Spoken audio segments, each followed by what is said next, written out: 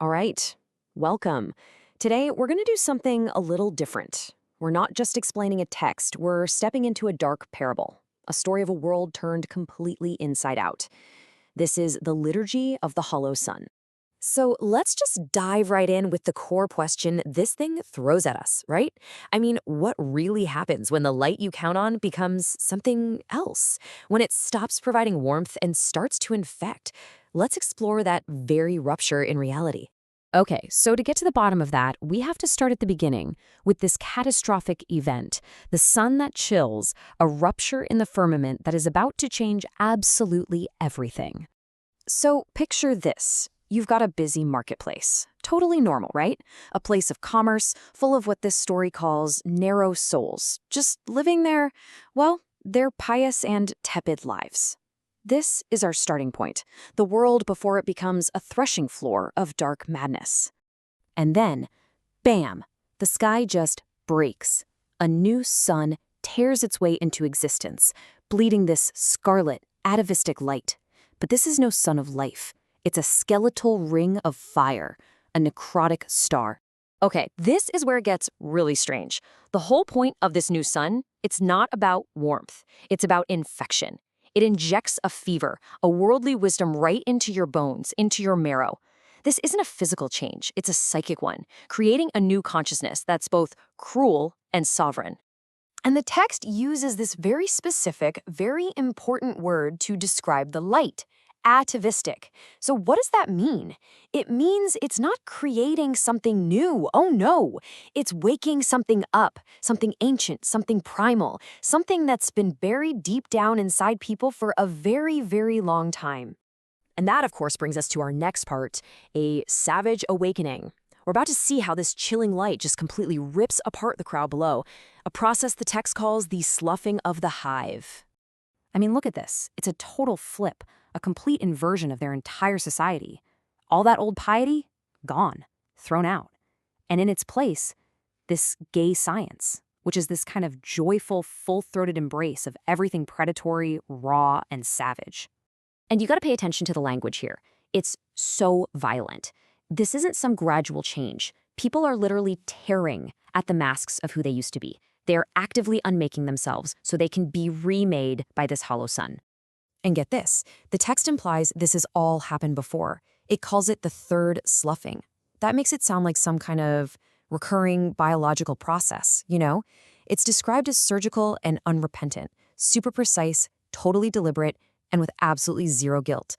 So this whole transformation is called an Untergang, a downfall, a ruin.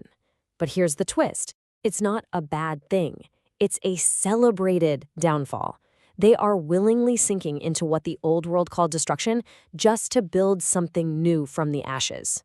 So, okay, what does this new state of being actually look like? Well, first, it's a frenzy state, total chaos. Second, it's this gay science of impurity.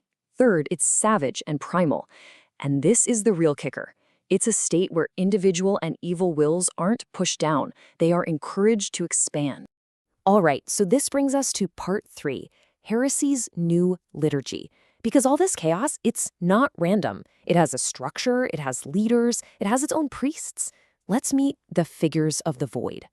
First up, we meet the Wiccan. She's deep inside this labyrinth, and she's not just a victim of this energy, she gets it. She raises her wand and she synthesizes it. She sees exactly what it can do. Next, you've got the Raven. Think of it like a symbol, a messenger. It's circling up there, inking the sky with a new sign, basically announcing that the abyss is at its peak. This permanent night is the new law of the land. And finally, the mastermind behind it all, the tarantula preacher. This is the one. The author of this whole dissonant, twisted belief system. The one who cracked open the eye of the void and gave this whole frenzy its rule book. And see, this new philosophy, it's not just some chaotic tantrum. The text calls it a vademecum. That's a handbook, a guide. It's basically the instruction manual for the next, much darker, much more intricate version of humanity. This is heresy being sold as progress. And here's the thing. Unlike the old sun, which is dismissed as just a fading pity, this new dark reality, it has an anchor. It's unbreakable. And you know what holds it in place? The very frenzy of the people who now crave the darkness. It's a permanent state. And that brings us to our final act, our last section, the dragon's dominion. This is the end state of this world. This is the moral, if you can call it that, of our dark parable. So, the old world, the prologue of the day, it's over. And the text is crystal clear on this. It's final and irrevocable. Eclipsed, wiped out. There is absolutely no turning back. And the people, they aren't sad about it. Not at all. They hold the past in complete contempt. They scorn the old world's safety and its piety. To them, the old holy sun was just a fading pity, a weakness they are thrilled to be rid of. So this really breaks down the new brutal theology that's running the show now. It's like a dark trinity. You've got the tarantula as the master, the will. You have the sun as the wound, the power source. And the bizarre, the people, the place, is the blood that makes it all real. And this is the final word, the mic drop. It's a declaration of total victory. The circle is closed. The fire is cold. The old ways are dead. The dominion of the dragon has begun. And notice the words, truly, triumphantly, permanently. So we're left not with a neat little answer, but with this really haunting question. The text says this whole frenzy is actually a lucid vision, a physical form of forbidden knowledge. So if the old world of safety and morals is just a fading pity, then what is the forbidden knowledge of the void? What terrible, sovereign truth is waiting for us in the cold light of that hollow sun?